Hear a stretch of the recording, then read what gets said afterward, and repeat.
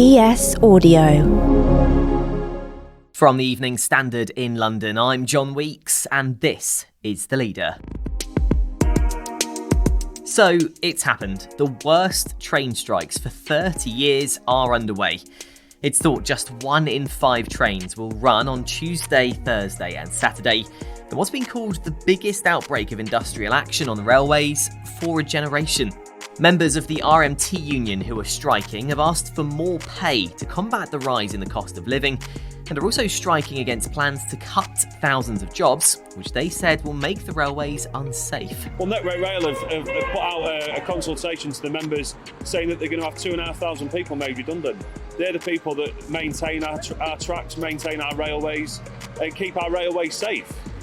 For me, if somebody was going to get rid of 2,500 people, it's not going to be a safe place to travel. We're going to be going back to the days of rail track where there were massive incidents on the tracks, so we can't allow it.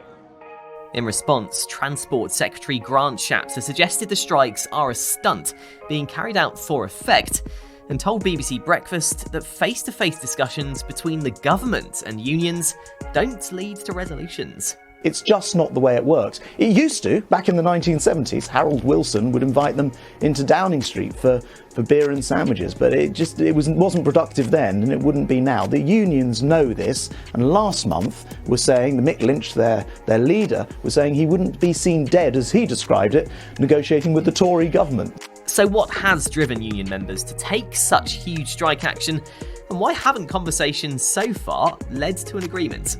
On the picket line, the RMT Union Secretary General Mick Lynch told us what union members are frustrated about. Well, with TfL we've got major problems. They're saying that they want to cut their pension contributions by a third, which will mean drastic reductions to our members' benefits and a poorer life in retirement.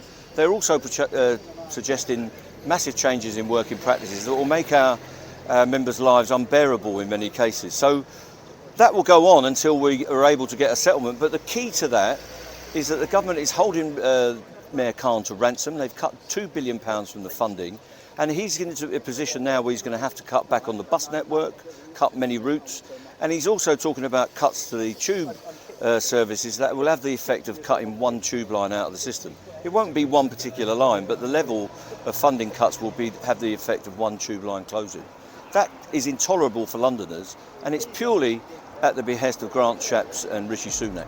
And it's thought the strikes are affecting millions of people across the country trying to get into work or school. And Mick told us they don't want to be causing this disruption. Well, we're really sorry for that. We don't want to cause these problems, but we feel we've got no choice. We've been pushed into a corner, and we feel this is a defensive strike. They've got their tanks on our lawn in this situation. Last night we got a compulsory redundancy notice instead of a pay offer from Network Rail, and everywhere we go we've got massive attacks. The railway pension scheme is being attacked, the London Underground pension scheme is being attacked. We were told last week that all new entrants to the railway will actually be on lower salaries and longer working hours, so they're escalating this dispute every time we sit down and talk to them. They've got to back off from that position, and then we've got to work out how we settle the dispute. But what impact is this strike action having on people, and how will such a drop in train journeys affect our economy? Joining me now is the Evening Standard's business editor Jonathan Prynn. So Jonathan, obviously the most disruptive strike action we've seen for a long time. What impact is this going to have on commuters? The vast majority of commuters, particularly outside London, simply can't come in. You know, hundreds of thousands of people use train services to get to their workplace every day. The vast majority of them just won't bother. It's not quite the total wipeout that it used to be, you know, when we last had a national rail strike on this scale in 1989, because obviously you didn't have remote working then. We've learned all about remote working and how to deal with it and cope with it during the pandemic. So it's not quite such a disaster because people can work from home so much more easily. But in essence, anyone who's got a long rail journey probably won't come in. Most people who depend on the tube probably won't come in. Crossrail it seems to be operating, or it was this morning. Some people are using that. The buses are absolutely rammed. Cycling and walking is by far the best option. And you mentioned, of course, it's the tube as well as the trains suffering from this strike action, which means London is particularly badly hit, isn't it? London, once again, is particularly badly hit. I mean, far more people travel by public transport in and out of London for their commute than any other city by a huge factor. So, yeah, London is taking the biggest hit once again, having been the hardest hit during the pandemic. And, it just seems to never get a break at the moment. And I understand London's economy is taking quite a hit as well. What figures do you have to sort of show what impact it's having? Yeah, well, and we're hearing anecdotally from restaurateurs and other operators in the hospitality sector. Typically, bookings are down 25 to 50%. Today actually is the worst day. Most places are seeing 50% fall in bookings. And of course, their walk-in trade will be very, very limited as well. So I think we're looking across this week at absolutely huge losses of revenue. If you take D&D London, which is one of the bigger restaurant operators or fine dining operators in the capital, they told me they expect to be down £1 million of revenue alone, just one business for this week. So you replicate that across the whole of the hospitality sector, and you're talking about very, very substantial numbers at a time, of course, when people are still trying to catch up from the trade that they lost during 2 years of pandemic. And to put that in sort of macro terms, the forecast that we've had from Panmure Gordon, who are a very respected firm of city brokers, is that London's economic output will be down about 120 million this week. Let's take a break now. Stay there though. In part 2, we'll be asking whether London can take much more strike action going forward. I think it's like someone who's been ill and then gets another infection.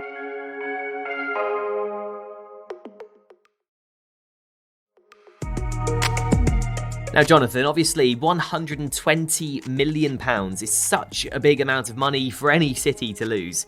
It goes to show just how significant travel around and to the city is for the capital, doesn't it? It is. I mean, the central London economy, we now understand much better, is completely set up to serve huge flows of people flooding in and out of central London every day for their daily commute, but also huge flows of foreign and also domestic tourists who, to be honest, particularly the foreign tourists, haven't really come back fully yet in the numbers that there were before. But of course, seeing London crippled by strikes doesn't exactly encourage the return of mass tourism to London, and is a very, very bad advert for the capital abroad. And the Prime Minister warned today we could see more strikes in future. Can London cope with much more strike action if it is taking, a multi-million-pound hit each time? Well, London is famously resilient. It's come through many a crisis, many a setback, several wars, recessions and strikes and bomb attacks and goodness knows what. It is a remarkably energetic and resilient conurbation.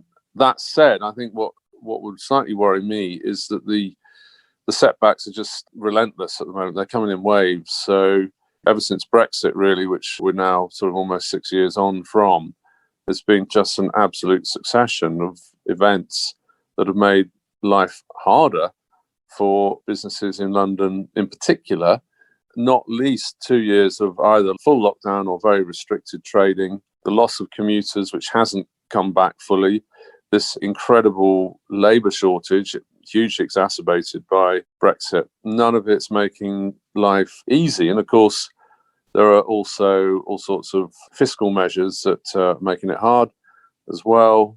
National insurance and various taxes, business rates, of course, rents, unpaid rents that are sort of being collected now that a lot of businesses can't afford to pay. So, yeah, I think that the worry for me is that the London economy, certainly in some sectors, hospitality and retail and so on, tourism, is already weakened even before these latest strikes began, and with more strikes to follow. So, I think it's like someone who's sort of been ill and then gets another infection.